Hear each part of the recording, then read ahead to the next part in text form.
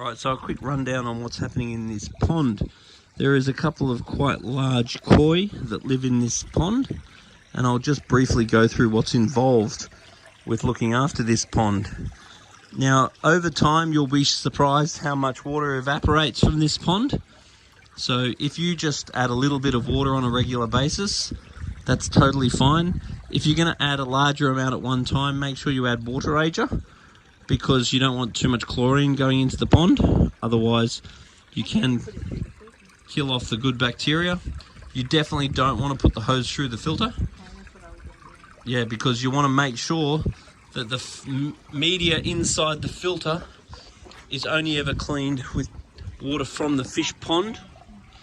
So we take a bit of water out of the fish pond, clean the sponges out, then we just put the sponges back in.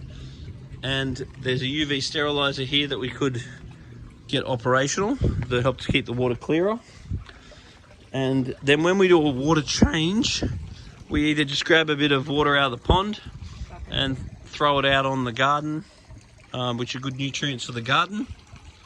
And we want to grab our little fish net and just scoop out any leaves from this crazy residual tree. This jacaranda's can drop lots and lots of leaves into the pond, which is far from ideal.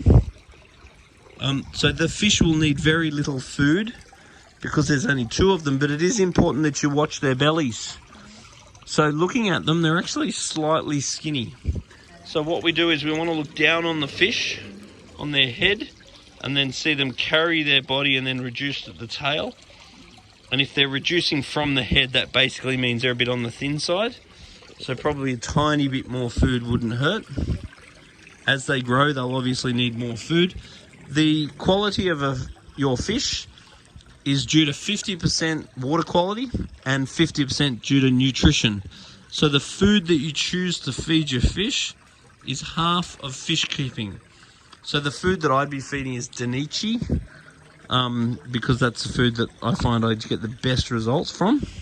Also, New Life Spectrum's probiotics is very good because that contains the probiotic bacteria, and that's good for the fish's digestion, but also allows when the fish poo, the bacteria in the poo to eat the poo. So then, if you just bring a sample of water and a little video of the pond running down to Majestic Aquariums at least once a quarter, just so we can check on it. But you can get test kits such as this ProScan test kit. Now with this, all you do is get the dipstick, you just put it against that color chart, download the ProScan app, then take a photo of the color chart with the dipstick on it. It will then tell you the nitrite, which will tell you how efficient your filter is. I'll be bringing it down. It'll also tell you nitrate, which will tell you how often you need to do water changes. It'll tell you GH, which this GH was very low, so adding a little bit of salt to this water is going to definitely help the fish. You'll find that when the fish are already healthy, it's not really a big drama, but in the event that something goes wrong, having a little bit of salt in the water really helps the fish. Ordinary salt. Well, you can use rock salt. Rock salt, okay. Yeah, you can use rock salt. You don't want to use table salt or anything with caking agents. Or there are proper aquarium, like pond salts that have got other minerals and other things that are also good for the fish. Sure. So the KH of this water was okay. The pH was slightly acidic, and that may have been because the filter hasn't been functioning properly. It had 0 chlorine and the CO2 was very high. Now the reason why the CO2 would be very high is because the filter wasn't functioning properly. If the filter is functioning properly, your oxygen levels should be much better. The pH should sit better.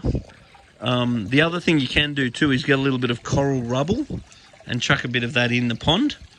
We sell it at the shop, and that calcium carbonate from the coral rubble helps to just stabilize your pH as well, because your pH is still a little bit on the low side. So, does that cover everything? So once again, feed very little. So I'd only be feeding a couple of times a week. Yeah, I don't feed them at all.